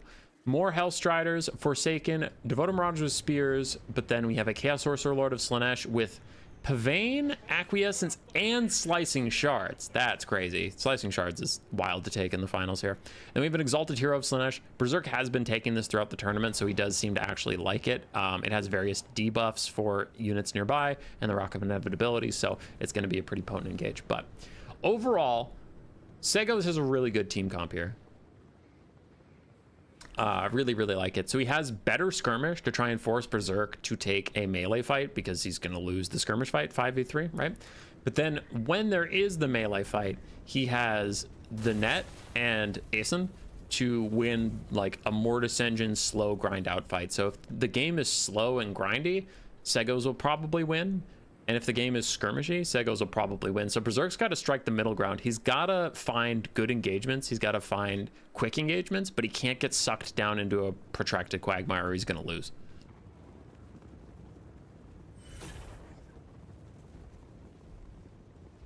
Because also his infantry are worse. He has some Devoted Marauders with spears versus Forsaken. So yeah, Segos just has a really good composition. This is a great army. I'm not really seeing a lot of weak points in it, which is clearly kind of what Berserk's dealing with. And Berserk is going to opt to use an overcasted Pavane onto a Hellstrider. Interesting. So he's prioritizing taking out Segos' light cavalry, trusting that this game is going to come down to cav engagements. That's a weird rampage that takes him nowhere. But anyway, wait, how is he still giving it movement orders? That don't look like no rampage I've ever seen. Oh, that's right. Didn't they update it where these guys will just move around in random directions if someone's not in range? Yeah, okay. I got it. It just looked weird. Anyway, Berserk looks like he's trying to go after Segos' light cavalry, trusting that in the late game, if there's no counter cavalry, he can cycle charge his way to a win, and skirmish cav without any ammunition are not going to stand up to his Hellstriders or Fiends. So that seems to be his priority. Is this a Skaven mirror? What? No? What? No? Don't be silly. Don't be silly. Skirmish phase still going on. Like we said, Segos is not in a rush to start the melee fight. He is more than happy to keep skirmishing. So it's up. The ball is in Berserk's court. Berserk's got to change the state of the game if he wants anything to happen, right? Because he's in a losing position the longer the skirmish goes on. But as we mentioned, and sorry to keep repeating this, but it's like he also doesn't want to just blindly throw his forces in because he'll lose the grind fight. So he's got to take short, advantageous engagements, and it looks like we've got one here that he's going for. Acquiescence onto Aeson, and he's getting some good damage down, got through the barriers, and Segos was fine taking the fight as long as he had barriers, but now that his barriers have run out, he's starting to pull away, and he's moving his skirmish cap forward to peel for him. I like it. I like it.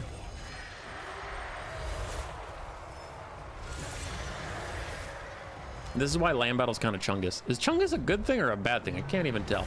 Hellstriders surround the Chaos Sorcerer Lord and the Exalted Hero of Slaanesh, but that's actually not a fight they're going to win, so this is pretty good for Berserk so far. Here we get a big engagement. He is running his Fiends, he's running his Hellstriders all after the enemy Hellstriders and Skirmish Cav, but he gets blocked up by Forsaken, and now we're in this giant blob. Will this blob beat the Forsaken? Eventually, yes, but not cost effectively. None of these cavalry want to be fighting Forsaken like blow for blow, and you can see they're pulling back now. Berserk's getting out of there, but elsewhere Berserk is engaging his Forsaken, engaging with other ones. Aeson is just ripping through these Devoted Marauders with Hell Scourges. It's Mortis Engine, it's infantry damage, everything is doing very well. So Berserk is having a tough time, and this is looking like the problematic engagement we were worried about. This is option 2 out of 3. Option 1, skirmish forever and lose. Option 2, take too much of an engagement and get bogged down in Forsaken and the Mutilith Vortex Beast. This is better. This is what Berserk wants. Nice flank engagement where his Fiends and his quick Lord and Hero combo can get in there and really help out. Takes out a Hellstrider, almost finishes off a Forsaken, and gonna get another one. So really big win on the left side here for Berserk, where he is doing quite well. Right side, he is abandoned. He just doesn't want to lose more forces over there. So overall, that's pretty good. Early game, Segos played very well. Mid-game, Berserk is starting to scrap back, but Segos is not playing poorly. We can see the Fiends, one of them is healthy, but the other one is actually taking a lot of damage. Hellstriders and Skirmish Cav have also taken a lot of damage for Berserk. He's starting to push back these Hellstriders, getting really good damage out onto them. Mutilith Vortex Beast missing a third of its HP-ish. Enemy Lord is still full HP. Hellstriders trading, though one of them is debuffed by Melkoth. The other one is debuffed by, you know, getting hit in the back of the head with boob snakes. Which I don't know if you've ever been hit by a boob snake, but it's kind of distracting when you're trying to fight something else entirely, and just bam, snake, back of the head.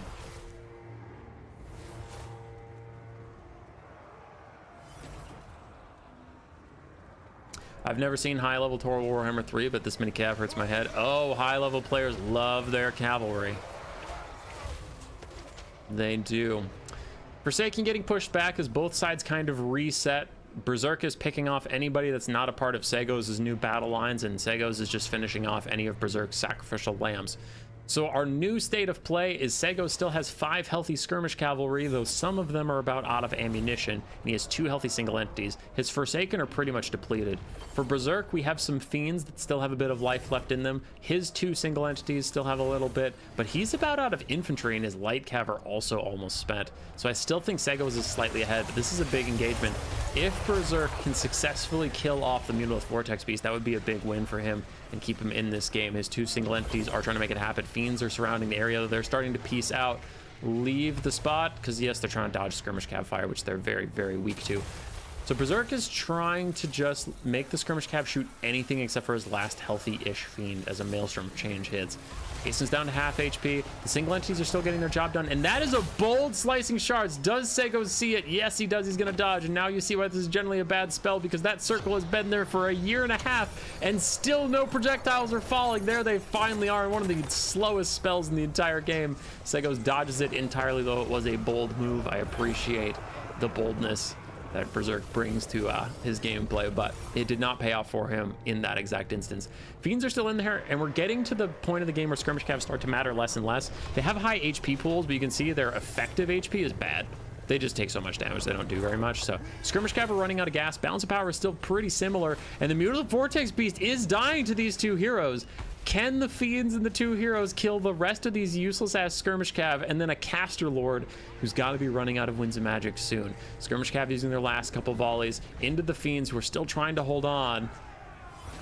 They're just chasing off other Skirmish Cav. The Mutable Vortex Beast is so close to routing. The heroes are still going strong. Slaanesh takes the lead on the Balance of Power for the first time. It's a tiny lead, but it is technically a lead as the Fiends continue to just chase and chase and chase. Where are they going to go? What are they going to do? I don't think they're even trying to chase at this point. I think they're just trying to get away from the chaos, as Berserk's relying on these single entities to carry the game for him. Now, I really hope he doesn't cast any more Slicing Shards, because those are going to be dodged instantly.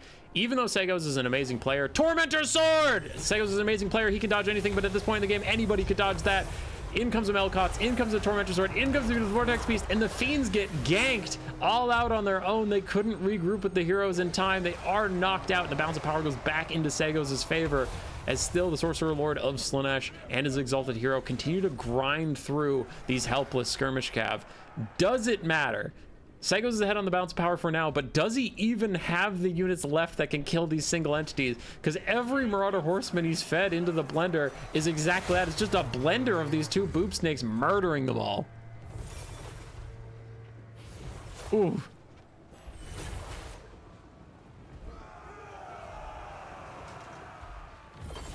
Aeson is retreating after he takes a nasty hit from one of the boob snakes. The other one's going to run up, get a rear shot on him, and he might not come back at 60 HP, though. I guess his leadership is fine. It looks like the Lord is going to have to try and finish him off. There he goes.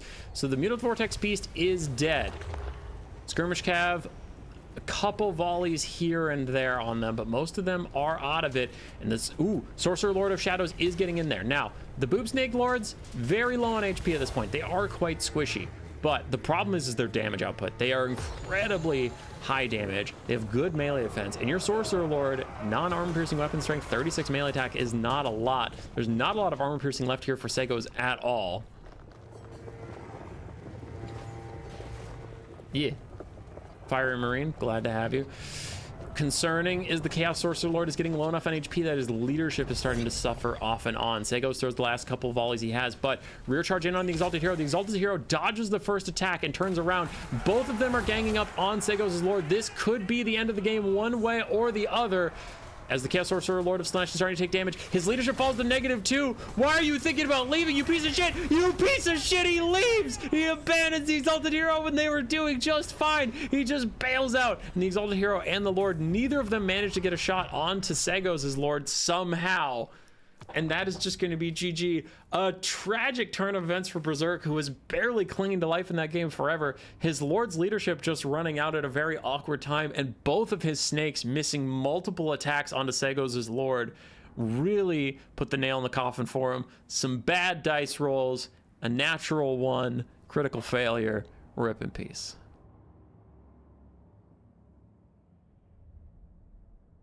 What Skaven as a main does to one sanity. A banger final game that honestly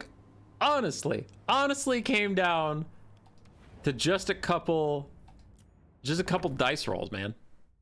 I want to fast forward to that last engagement again, because I want to see how many attacks those two snakes missed, because I didn't see Segos' health go down literally at all, and I think that could have been huge. So give me 1 sec. We're gonna fast forward back there. Who's typing to me? Prickle Bear? Okay, Grace is typing to me. Deal with it later. All right, fast forward.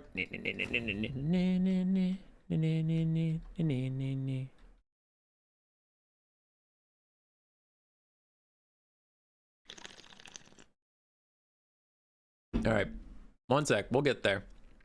We'll fast forward. Berserk watched if even I can beat him in the serious tournament. All right, dude. All right, dude. So I'm going to do the score really quick. Segos gets the green check mark of Doom. Berserk gets the red X of Ultra Doom. And that does bring us to this bracket where we will give Visegrad a 3-2 win. Meaning my team is the second best team in the whole tournament because we lost only to the best. We would have beaten anybody else. Easy dubs, easy wins, easy game, easy life. But we'll do more of that in a second. As back to the game, almost to the point I wanted to highlight. So everybody's getting murdered. Everybody's getting murdered. And now we get back to the second reset. Both sides make their spots again, but then Slaanesh is about to run out of dudes. The slicing shards that might have decided the whole game, because considering how close it got, I mean, imagine he had another Pavane just to like take out almost a whole Marauder Horseman, do like half their HP and damage, but also force them to rampage back into your Lord and Hero. Like that could have been huge. So the slicing shards was a little too bold. Okay, so now we're getting to the point. Are the Fiends still alive? Because it's after the Fiends died. Yeah, Fiends are dead. Okay. So when does he get the pick on the Lord? Oh, Mutal Vortex Beast is still alive, so it's when it dies. And it's like right after it dies. There's a good engagement. Okay, so this punk bitch has 3,600 HP, right? And Berserk sees an angle to sneak his snake through all these horsemen and go get to the Chaos Lord of Shadows. Any second now. I'm sure it was right around here. Okay, this is the angle. There we go. So the Red Sea parts. He's gonna see his shot.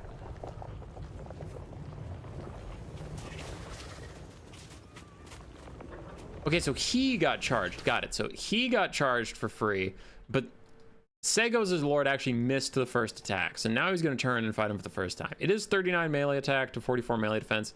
So I guess it's not that bad. But this Sorcerer Lord gets a free charge in. So he for sure gets a charge. And manages to miss his first attack. So then they're both on top of him for a while. But the key thing is he's not getting damage out. So the Chaos Sorcerer Lord is losing currently a -8.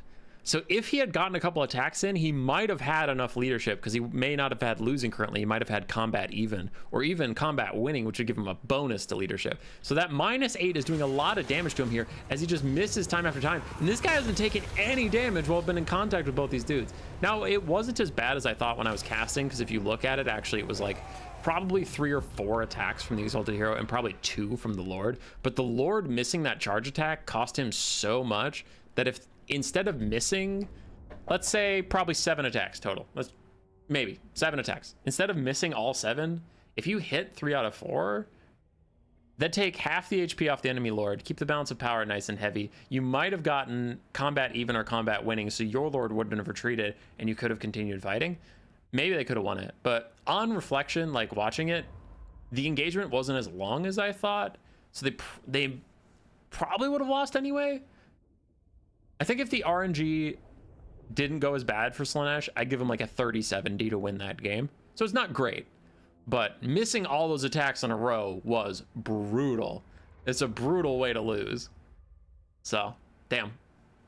Well played by Berserk. Well played, but Segos clutches it out for Team Visegrad. Hell yeah. Nice job, brother. GG's, and that wraps up our World Cup. As we showed you the bracket before, Visegrad sitting here with the 3-2. They beat my USA 1 all the way back in late March. A month ago we played these games. World Cup, huge, big, giant.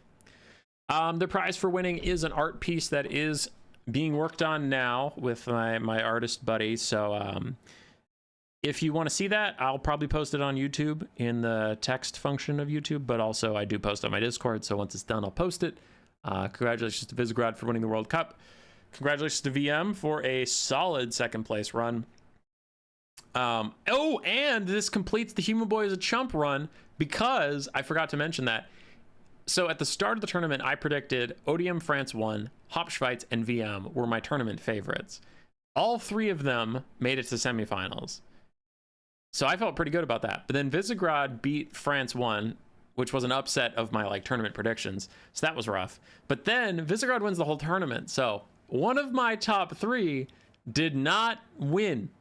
The underdog, the scrappy fighters in Visegrad, did end up winning it and making me look like a punk. So, damn. Rip in peace, my tournament predictions, but I did pretty good. Like I said, I picked 3 to win the whole thing. All 3 of what I picked got to the semis. One of them obviously made it to the finals and then lost. So, GG's. GG's, boys. Final look at your winners. We have Kukinko, Scarbrand, Daceberg, Danny Katrop, and Segos taking the W. It was a fun World Cup. I'm going to check chat, and then I'm going to do a quick announcement.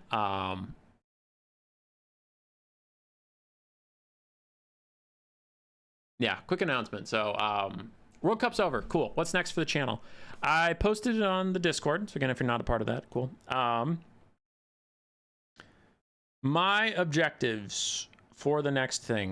We have to do a faction war, but I'm putting that off because I feel like we've already done a faction war in this exact meta, because the meta has been the same for a while. So I don't want to do another faction war. It's just the same stuff, right?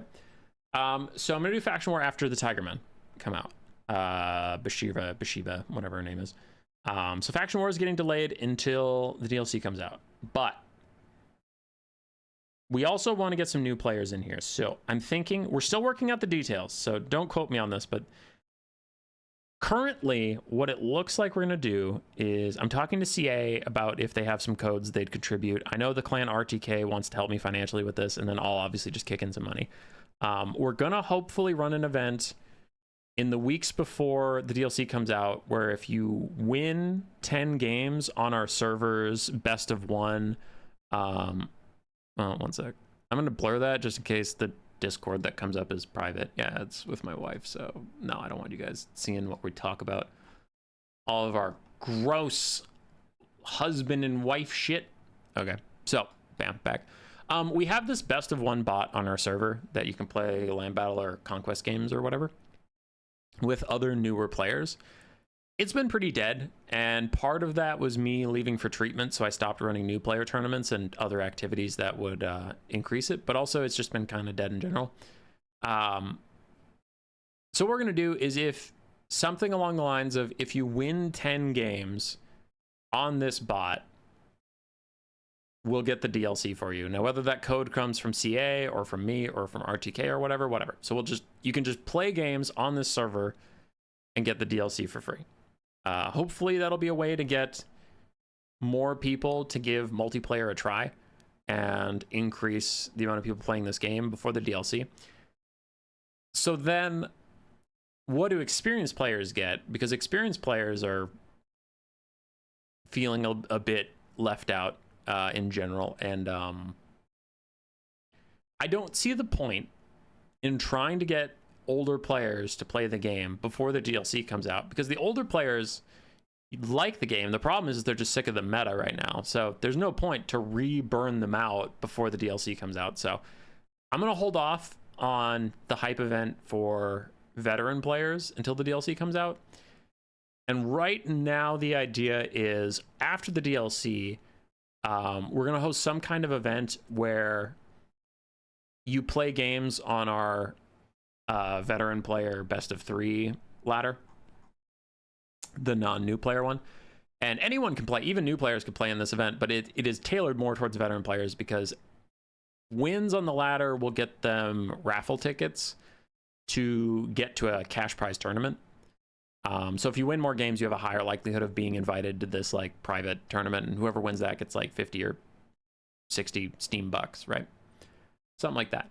So we do have some engagement activities in the works. The new player stuff will be before the DLC to get them into the scene before the DLC shows up, and then the veteran stuff will be after the DLC. Faction War is going to wait till after the DLC. So before them, I'll be doing some streams. I might do some new player tournaments. I might do some veteran player tournaments, something like that. But like the big events, like the World Cup, the Faction War, the Warpstone Cup, any of those things, the next big one will be after the DLC. Just to give you guys a heads up for that. So yeah, but if you're a new player out there and you're like, man, I want to try land battles or conquest or whatever,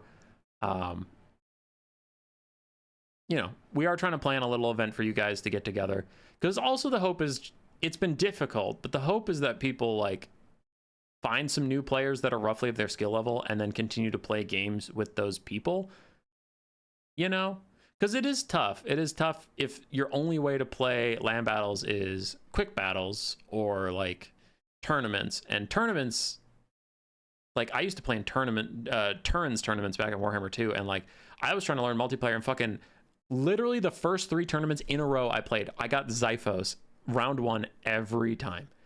And he was a nice dude, but like it's fucking Xiphos, so I was just getting stomped. I'm like, what do my units even do? And he's got 3 Way Watchers murdering me, right? So yeah. And if you're like, hey, what about domination, etc., between Turin and RTK, there's a lot of new player tournaments, new player events, new player support all the time. So if you're like, hey, I want to play multiplayer, dude, that sounds cool, but I want to play domination, hit up anybody in my or Turin's servers that have RTK in front of their name, and they'll easily direct you to their great new player resources. But yeah, for land battles and conquests, I used to have a pretty good space for that, and then I got sick and I was gone for like 8 months. So, you know, obviously that shit decays. So anyway, that was just a little announcement for the new players out there who are hoping to jump in. If you want to earn yourself a free DLC, I'll post details about it when I have them finished up. It's just kind of like, at this point, I think we have the event solidified. We're just waiting on money, because it's like, if CA gives me,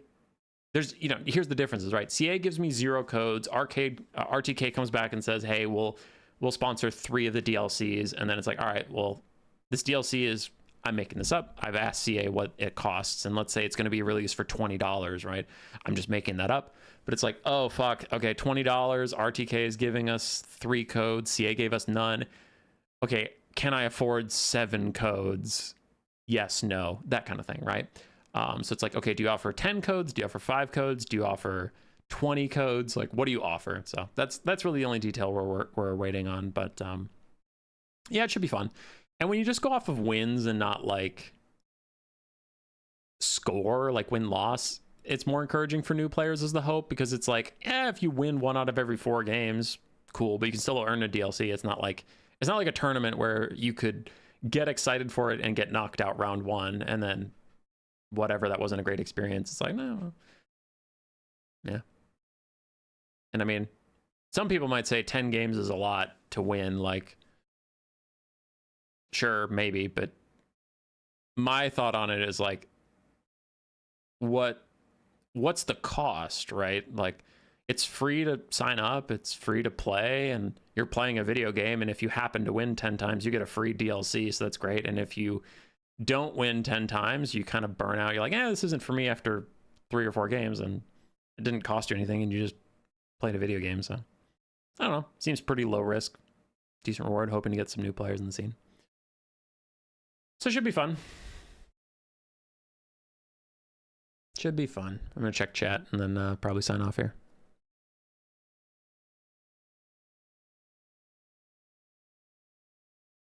Have a good Sunday, human boy. You're our favorite. Woo! Thanks, little troll.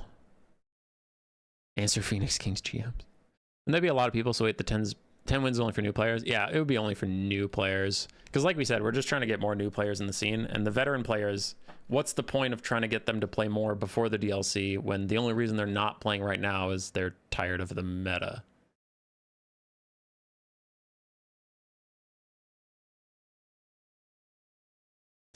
Straight Jimmy, you're right. It's beneath you. I'm sorry. I shouldn't have even questioned your credentials. I'm a piece of shit. All right. Sound good? Sounds good. So there are more big events coming, but we're going to hold off on them until the next DLC. So until then, I'll be doing some streams of more like individual stuff, right? Like, instead of a World Cup that spanned a month and a half, it's like, oh, I'm just going to have a tournament this weekend, or I'm just going to do let's play stream today, that kind of thing. So still aiming for like 1 or 2 streams a week, still aiming for like 3 or 4 videos a week. So nothing's changing content wise. It's just an update on the next big things to look forward to. Phoenix King, actually, the DMs I haven't responded to yet. He sent me some replays for a tournament he wants me to cast, so I'll cast that probably Wednesday. So yeah, should be good. Should be good stuff. I don't have any travel plans in my future, so I think I'll be around to stream some more. Stream some more stuff. People seem to like the map thing we did. There's some other events we haven't done for a while that people were excited about. I did want to do some 2v2 Kill the King, if you haven't seen that. That was a really fun format. We did a lot in Warhammer 2 and a bit in Warhammer 3, but it's like, yeah, it's a 2v2, right? But one person has a full normal army, and the other person has a small army of a Lord and 2 Kingsguard, is what I call them, just bodyguard units. And when you start the game, you can see which army is smaller, right? Like, let's say you have Nurgle and Khorne. If Nurgle is just Kugath, the Rotting Riders ROR, and the Plague Drone ROR, you're like, oh, okay, that's Kugath. And how Kill the King works is if Kugath dies, the game is over. It doesn't matter. It doesn't matter if Khorne is raffle stomping over your army. It doesn't matter if you're about to army loss. If Kugath dies and whoever your king is, like chess, you win. So, you know, if it's High Elves and Empire versus Khorne and Nurgle, and like Imric is your king, if Imric is flying away from Chaos Furies and still alive and Kugath dies, game's over. Empire and High Elves win no matter the state of the battlefield. So I always liked that format. We might host one of those soon. Been itching for some of that, so should be fun. Aw, little troll. Thanks. Another Vermintide event for the new release. Vermintide event? What did we do that was Vermintide?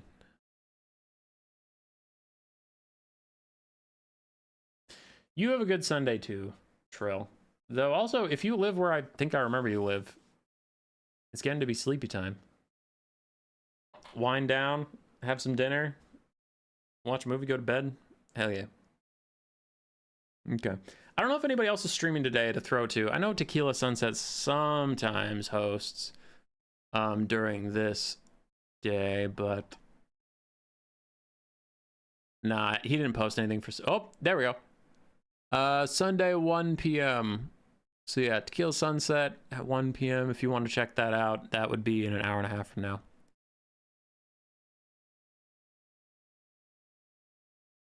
Oh, you had Skaven with a lot of money in units was pretty old. Ah, got you, Prime. Yeah. Yeah, I have some stuff I should run again. All right, later, Gators.